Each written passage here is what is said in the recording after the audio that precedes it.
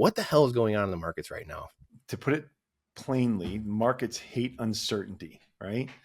And right now, there's a lot of uncertainty in the market. We have uncertainty around the economy, about jobs, about how many jobs we've lost in Washington, how that's going to affect the economy because we had such strong fiscal spending for so long coming out of the last administration. And then this administration is trying to be fiscally responsible by cutting away the fat, cutting away the improprieties, cutting away the fraud.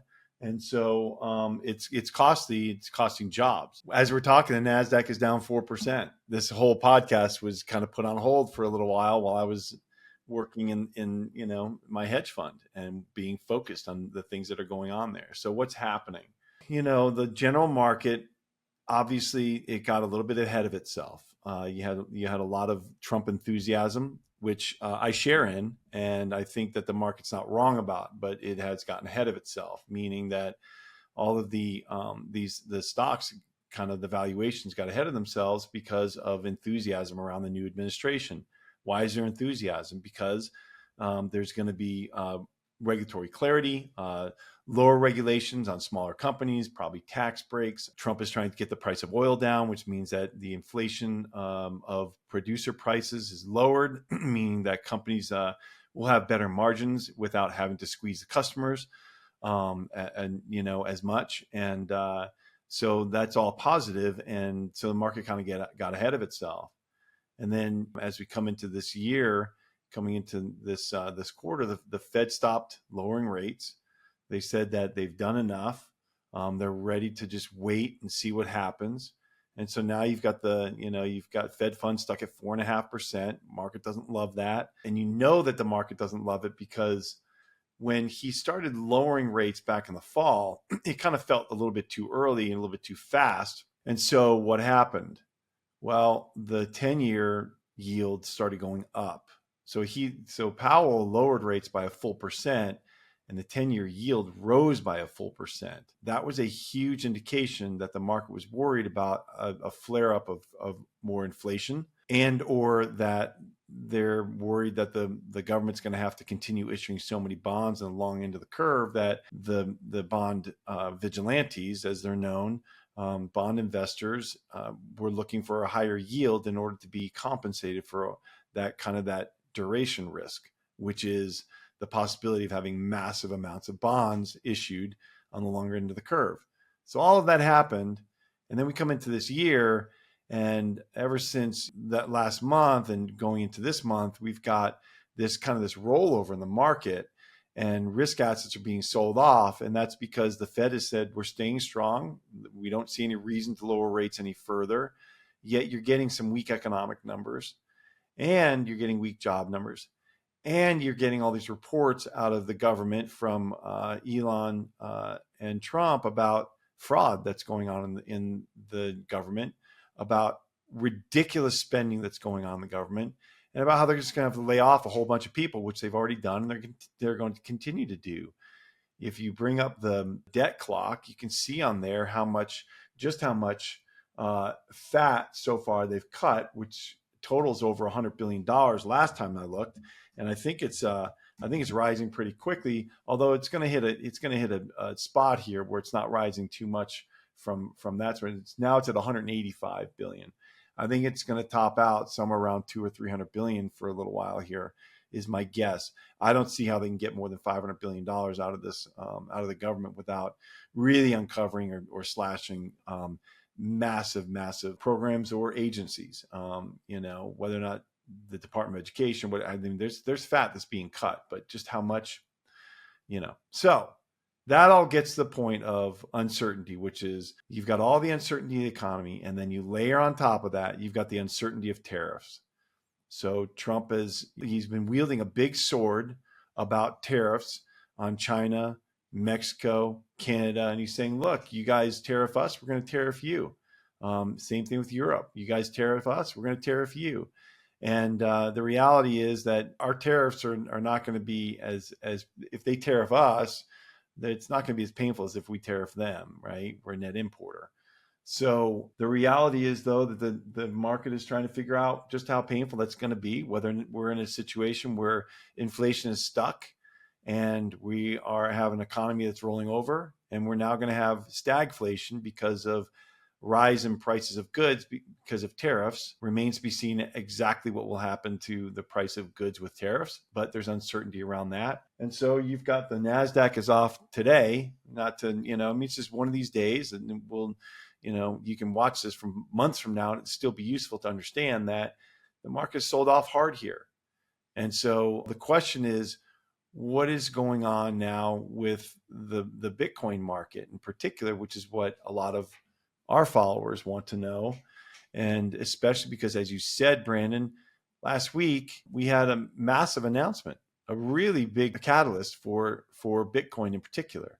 And that was the announcement of the establishment of the Bitcoin Reserve and that, strategic reserve at the government level. It's a big deal, but the market didn't really love it. We can get into that in a minute, but that's kind of just a big setup of kind of where we are and why we've had a rollover in Bitcoin, why we've had a rollover in tech stocks and the S&P, and the market is kind of backing off here a little bit. Yeah, I don't even know how to say. Is it a controlled demolition in a way? Is this something that they are trying to follow through on campaign promises and actually get out waste from the government? But at the same time, like, hey, we know we're going to have to juice this economy at some point. While at the same time, I would love for your thought on just the tariffs in general. Like, the tariffs not. Is it hard on our economy because we are the world reserve, like the Triffin dilemma, and that's why it is hard, like you said, when we're a net exporter? Is that, or a net importer? Is that why it makes it difficult and kind of really riles markets? Is that the right way to look at it? All right, so let's unpack this. We know that Trump wants to please Wall Street in the end. He loves looking at the stock market, pointing to the stock market and saying, look at the stock market. The economy's doing great. The economy loves me. And I'm making people rich. It's kind of his benchmark. We know that from his first term. Well, this is a different moment, though. And this moment is we were coming into the end of this year, and you heard Trump hammer the Fed over and over and over about, you need to lower rates, you need to lower rates, you need to lower rates. The Fed did lower rates, and what happened? Well, the rates went higher on the 10-year, which is really the benchmark. That's the one that he needs lower. He wants the rates lower so there's more borrowing, so it's cheaper for people, consumers, to borrow money to buy large things like cars and homes. But that's all keyed off the 10-year. It's not keyed off a Fed fund. So he can hammer the Fed as much as he wants, but that's not going to matter. The Fed's not going to move until they have to. And Powell said it recently. He said he's not going to move rates until there's a reason to, and the stock market sells off to a level that it warrants it. We're a financialized country, so our economy is very financialized. So it does matter where the stock market is. It's not just Wall Street that's getting rich off of this. It matters where the stock market is because of the financialization of our economy. And so he's not going to do it until the market tells him to. If you think it's gamesmanship, and you think that Trump is actually, he's playing the market in order to get what he wants out of the Fed, that could be true. Holding strong on tariffs, knowing that the market's selling off because of it, holding strong on the cutting in the government, the Doge committee, and making sure that they're cutting as much as they can, knowing that that's lowering fiscal spending, and that fiscal dominance that we saw over the course of the last 2 years with the last administration was inflationary, and it was painful. So Trump knows that, and he knows that if he can stop that senseless spending, senseless borrowing, then that's good. And he said he's willing to, the market's going to need to it's going to have a period of transition here. I think that Bessent said that, our new Treasury Secretary said, look, we're going to need a period of transition here where the market's got to digest this new reality.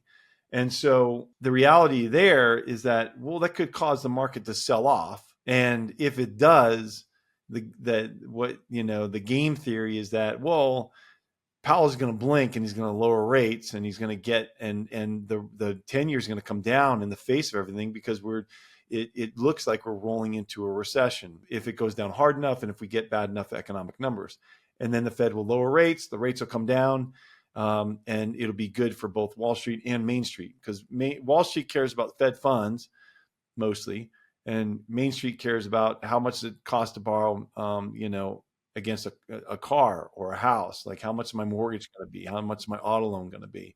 And that's kind of, it's keyed off the prime rate, but the prime rate is going to keyed off the 10-year. So, this is just reality. It does matter where Fed funds is for things like short-term T-bills and money markets. But again, that's kind of a Wall Street thing. So we have a lot of uncertainty, and that is, the question is whether or not the Fed blinks anytime soon, or whether or not these interest rates come down enough that it helps ease that pressure. So there's all kinds of talk, obviously, because of Doge, and Ron Paul is in the news, and Elon, and it's like, audit the Fed, we're auditing Fort Knox. Like there's all kinds, like you said, uncertainty. This whole thing is just uncertain. Like, no one knows what's going on. Where is the gold? Do we have it? I mean, we still haven't heard. It's been 30 days, right? We haven't even heard anything. Wonder why. It's a bit unnerving, yeah, when they do that. Yeah, I mean, no one seemingly, obviously, no one, well, not seemingly, clearly, no one really knows what's going on or what's going to happen here. And is he trying to minimize that fiscal dominance, like everyone's been talking about, and you've been outlining the last few years, in getting it more of like a Fed dominance in a way where it can be controlled there? Because obviously it's a separate entity. I mean, most people, as you and I know, most people think it's part of the government, and it's not, right? So are we trying to shift it back that way, or like what's happening in that world, or is that their strategy in a sense? If you want the answer to that question right there, and you like that spicy clip, check it out here. Come on, we'll see you in there. But if you want the full interview in its entirety, all the spicy clips put together, and you're not going to want to miss it, believe me, then check that out here. Come on, we'll see you in there. Do it.